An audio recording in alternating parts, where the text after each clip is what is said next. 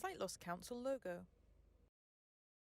My name's Diane Roworth and I belong to the York Sight Loss Council, which is a fairly newly established sight loss council, only just been established this year.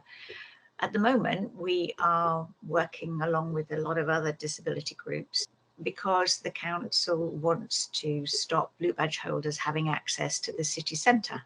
And we feel this is really very unfair for disabled people in general, and that includes blind and partially sighted people. So we're working together to try and reverse this opinion of the council.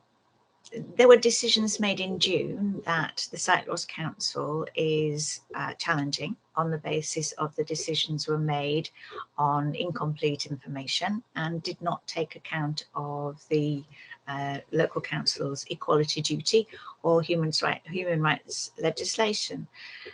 We've been attending meetings with other groups and we have submitted a report to the council, which has been compiled by the York Human Rights City Network, that lays out in detail the basis for our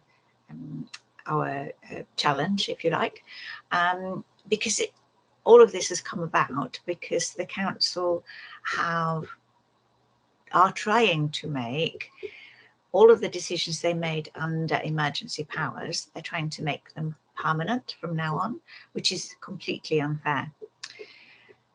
Pre-COVID, blue badge holders had access to the city centre, so they could take their cars close to where they needed to be, and they could park in certain areas of the city.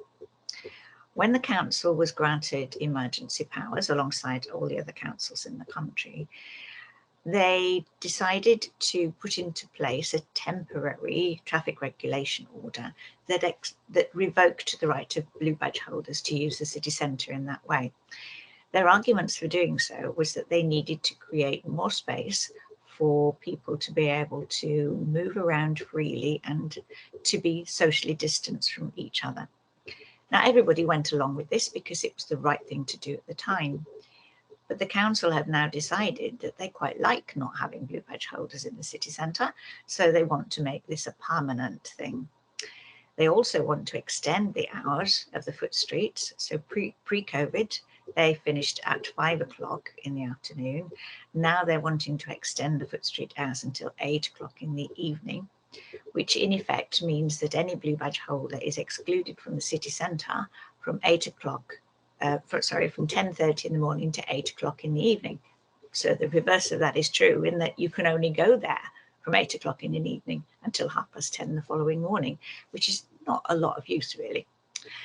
And the third thing that the council wanted to do was to extend the extent of the foot streets. So they have included many more streets that were previously available to blue badge holders to use. So all of these things that they've done because of emergency legislation, they are now seeking to make permanent, which is a really big impact on blind and partially sighted people and other blue badge holders.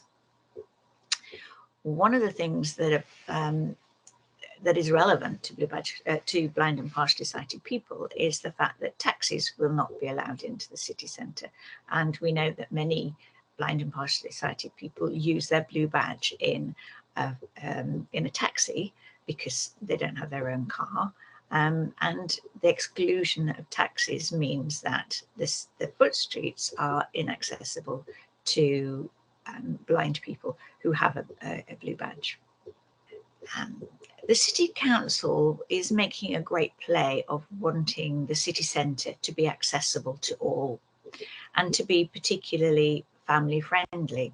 Now, their current plans mean that the city centre is not accessible to all, and it's only family friendly if you don't happen to have a disabled child or a disabled parent or a disabled grandparent or a disabled friend.